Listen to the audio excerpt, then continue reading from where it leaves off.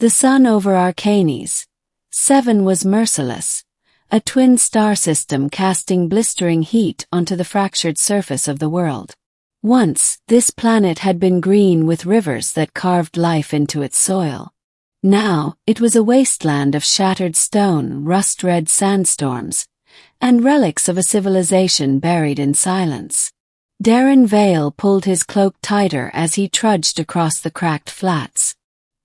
His boots crunched over crystallized salt deposits, the only reminder that this desert had once been an ocean.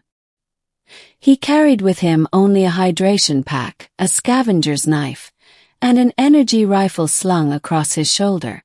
Darren was a wanderer, a scavenger by trade, a survivor by necessity.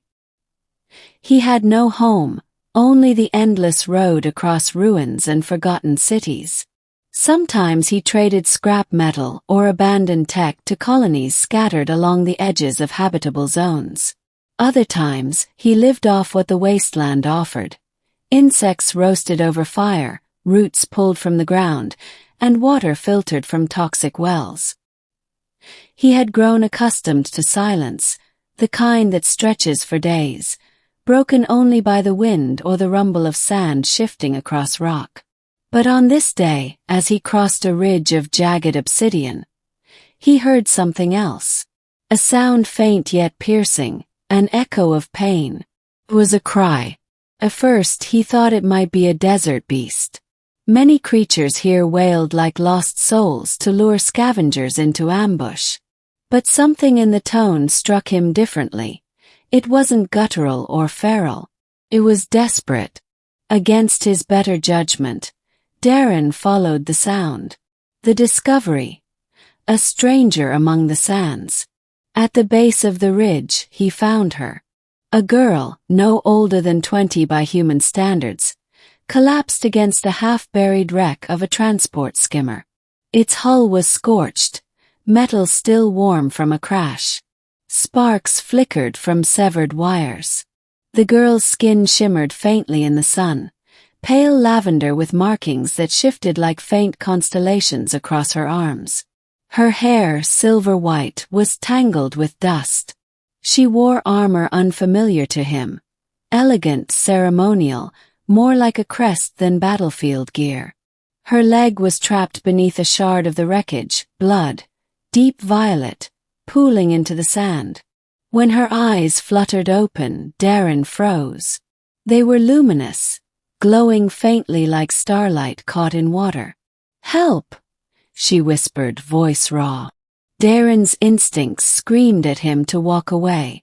Out here, entanglements meant death. Injured strangers often brought trouble. Hunters, trackers, enemies. But something in her gaze pierced through his hardened shell of survival. He dropped his pack, wedged his shoulders under the jagged wreckage, and heaved until the shard shifted free. She gasped as the pressure released. "You're safe now," Darren muttered, quickly tearing strips from his cloak to bandage the wound. Her skin was warm, fevered. As he worked, she studied him, as though trying to measure whether he was a threat or salvation. "What is your name?" she asked weakly. "Darren Vale," he replied, tightening the bandage. "And you?" Her lips parted, but hesitation lingered.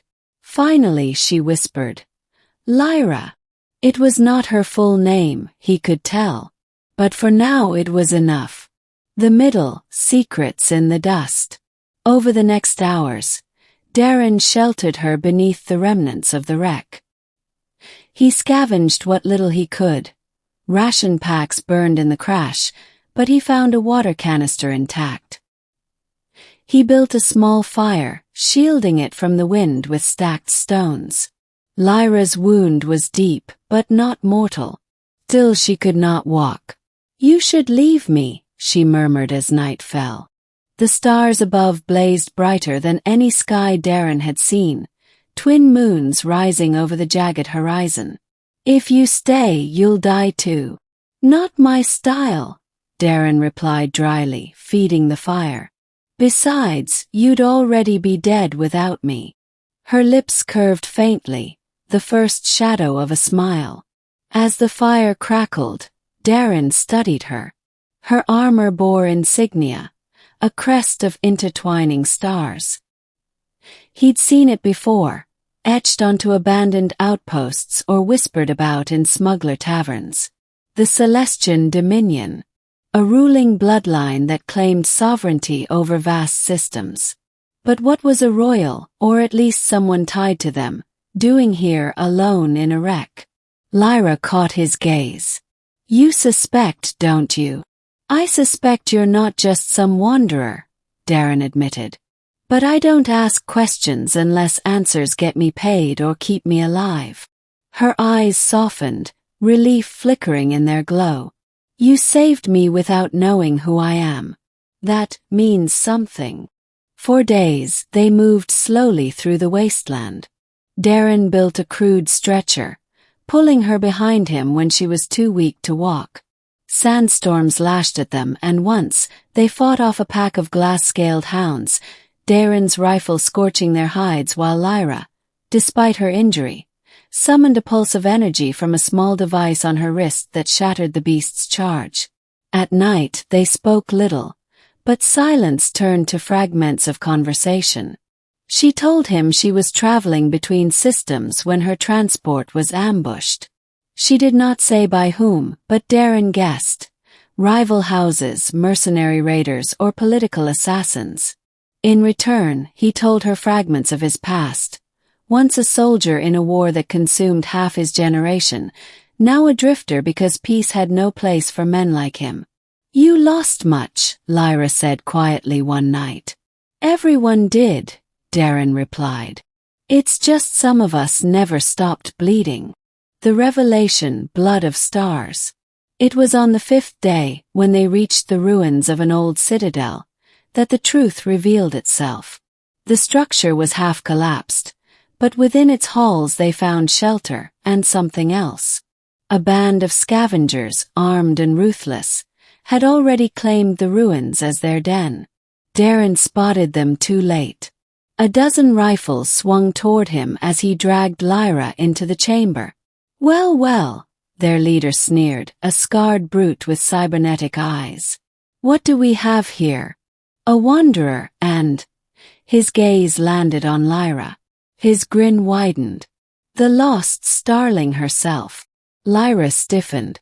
Darren glanced at her sharply.